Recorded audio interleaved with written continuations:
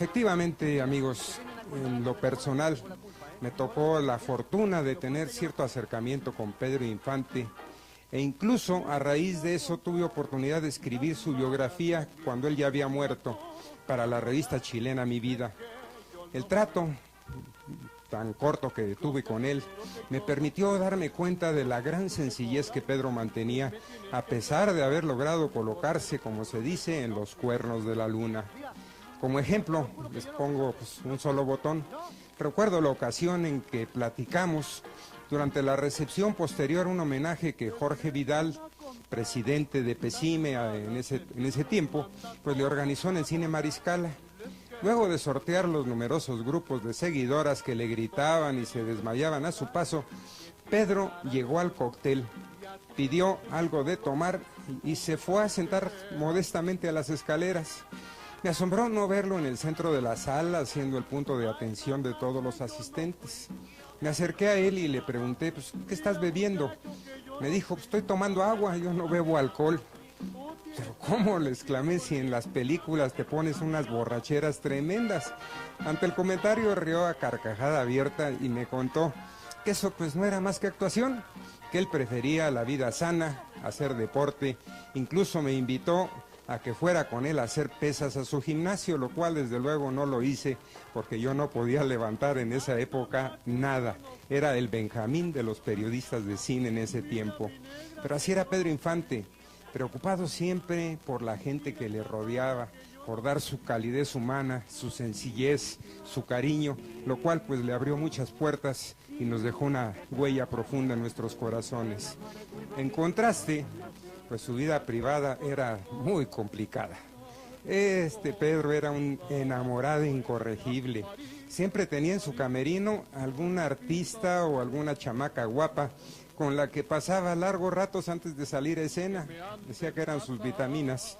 Se le iban los ojos con las mujeres más guapas. Al mismo tiempo se negaba a abandonar del todo a María Luisa León, a quien le estaba profundamente agradecido por haber hecho uso de su dinero para mantenerse cuando él no tenía trabajo. Nunca quiso conceder el divorcio como una muestra de agradecimiento, de gratitud hacia María Luisa. Por otro lado, pues había tenido 3 hijos con Lupita Torrentera, de los cuales murió la primogénita, y padecía la crítica de los medios y muchos de sus allegados a causa de su romance y matrimonio con Irma Dorantes, quien también le había dado una hija. Pedro Infante pues siempre mostró gran fascinación por los aviones. Según sus hermanos, ese gusto venía desde la infancia. Y adulto tomó clases de vuelo y en cuanto pudo se compró su primera avioneta. Y en ella sufrió su primer percance en un vuelo a Guasave, del que solamente le quedó una leve herida en la barbilla. Sin embargo, tanto va el cántaro el agua que hasta que se rompe. En 1949, volando de Acapulco a México, en compañía de Lupita Torrentera, la nave perdió el rumbo y cayeron aparatosamente.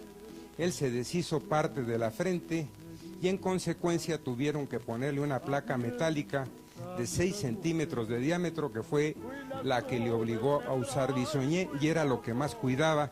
Cuando sus admiradoras se acercaban a él y le querían jalar los pelos, entraba en pánico porque podían dañarle el cerebro al lesionarle la placa que tenía incrustada en la cabeza.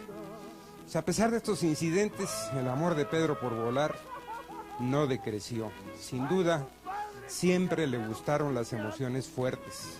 Incluso en su casa de Coajimalpa instaló lo que él llamaba uno de sus juguetes más caros, un simulador de vuelo de los más avanzados de aquel entonces. Por cierto, esa casa en Coajimalpa, a la que él llamaba El Kilómetro, fue construida totalmente a su gusto. Estaba equipada con boliche, gimnasio, alberca, sala de cine para 50 personas, billar, baño de vapor, carpintería, caballeriza, una capilla en la que se daba misa para todos los vecinos del rumbo y peluquería, en cuyo sillón Pedro en persona se daba el gusto de peluquear a sus amigos y a los niños del vecindario. En más de una ocasión me invitó a ser su cliente, pero le decliné la oferta porque le dije, me vas a dejar todo tusado. En el siguiente y último reportaje dedicado a la vida de Pedro Infante, les contaré sobre su afición a las motocicletas, así también como del trágico accidente en el que perdió la vida. Aún hay más, amigos.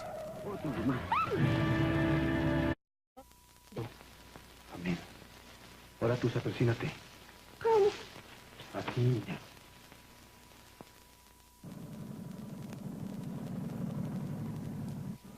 Y va de cuento, amigos. Además de los aviones, otra de las pasiones de Pedro Infante fueron las motocicletas, en particular las Harley, en cuyo manejo se volvió un experto para filmar ATM y ¿Qué te ha dado esa mujer?, en las que interpretó junto con Luis Aguilar a sendos agentes de tránsito. Pedro nunca permitió que lo doblaran en las escenas peligrosas. 2 agentes de la corporación fueron los encargados de entrenarlo y al paso del tiempo se convirtieron en sus amigos y guardaespaldas. Al terminar las películas, tanto él como el director Ismael Rodríguez recibieron los grados de comandante. Pedro fue el primer miembro honorario del cuerpo con derecho a usar el uniforme, cosa que hacía con cierta frecuencia. Incluso en calidad de miembro honorario de la agrupación de tránsito, Pedro Infante encabezó el cortejo fúnebre de Jorge Negrete. En 1953, Pedro fundó su propia productora de películas, Matuc Films, en sociedad con Toño Matuc, a quien conoció como vendedor de autos y comerciante de tapetes persas. Antonio mostró siempre una gran habilidad para los negocios, razón por la cual Pedro le había pedido que fuera su representante artístico. Angélica Ortiz, recientemente desaparecida, madre de la actriz Angélica María, trabajaba con ellos. Precisamente esa productora, Matuc Films, fue la que realizó algunas de las últimas cintas de Pedro Infante, como El Mil Amores, Pablo y Carolina y Tizoc. En 1955, Pedro se asoció con TAMSA, una aerolínea mercantil a la que pertenecía el avión XA-KUN, en el que realizó el fatídico vuelo de Mérida, donde tenía casa con Irma Dorantes, hacia el Distrito Federal el 15 de abril de 1957. No estaba programado que Pedro volara. Para que pudiera hacerlo, el piloto que había sido designado le dejó su lugar. El avión estaba sobrecargado de mercancía que no se había embalado debidamente. Además, se tenía el antecedente de un percance sufrido por esa nave con anterioridad. Aún a sabiendas de todo eso, Pedro confió en su buena suerte y asumió el riesgo. Subió al avión para pilotearlo y a los pocos minutos del despegue, el avión de hélice cayó en el patio de una tienda, ocasionando la muerte de una muchacha que se encontraba en su casa. Además de la muerte de los tripulantes, también hubo muchos heridos y pérdidas económicas importantes a causa del fuego que se extendió. Unas horas más tarde, escuché en la voz de Manuel Bernal la trágica muerte del ídolo a través del XCW. A la llegada del féretro a la Ciudad de México, 50,000 personas lo esperábamos en el aeropuerto y el número se duplicó durante el sepelio, en una manifestación de pena popular que no tenía precedentes en la historia de nuestro país. La W, a través de la voz inolvidable de Pedro de Lille, transmitió a control remoto los detalles de la llegada del cortejo fúnebre al Panteón Jardín. El mariachi cantó Las Golondrinas, mientras familiares, amigos y pueblo que lo admirábamos, le dábamos el último adiós con lágrimas en los ojos. A raíz de la muerte de Pedro, pues se tejieron infinidad de relatos, de leyendas. Hay quienes dicen que su espíritu ronda en los estudios donde grabó sus discos. Mijares asegura haberlo visto y asegura que se movían cosas cuando él estaba grabando con los mismos micrófonos con que grabó las canciones Pedro. También dicen que en los foros de Televisa, donde filmó películas, que eran los antiguos estudios San Angelín, dicen que se oye por las noches cantar. Algunos compañeros del Foro 5 de Televisa San Ángel aseguran que por las noches lo escuchan cantar entre los pasillos. ¿Cierto o verdad o ficción? Pues no sé qué decirles a ustedes, pero algo habrá. Dicen que cuando el río suena, agua lleva.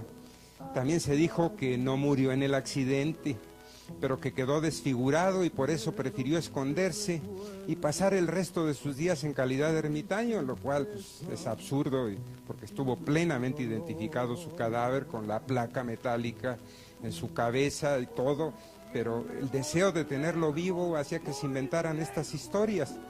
También se han presentado infinidad de personas que pretenden hacerse pasar por él o como hijos suyos. El caso es que el pueblo, alimentando ilusiones, no lo ha dejado ir. Al contrario de muchas historias, ese fatal accidente no marcó un final, sino el principio de todo. Pedro, a sus 40 años, abandonó su envoltura corporal, pero no murió, ya que sigue latente en los corazones de todos los mexicanos y de todos los latinoamericanos.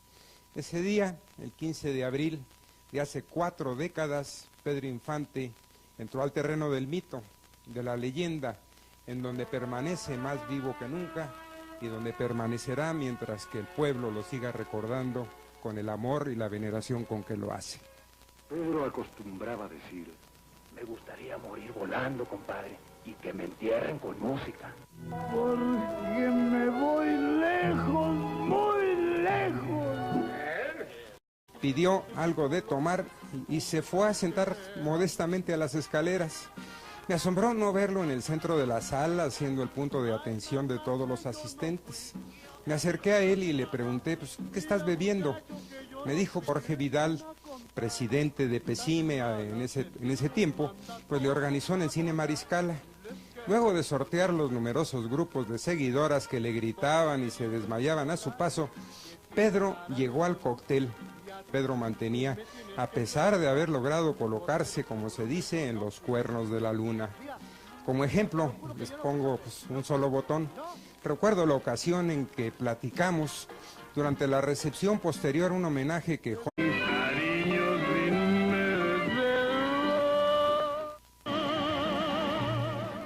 Efectivamente, amigos, en lo personal me tocó la fortuna de tener cierto acercamiento con Pedro Infante e incluso a raíz de eso tuve oportunidad de escribir su biografía cuando él ya había muerto para la revista chilena Mi Vida. El trato tan corto que tuve con él me permitió darme cuenta de la gran sencillez que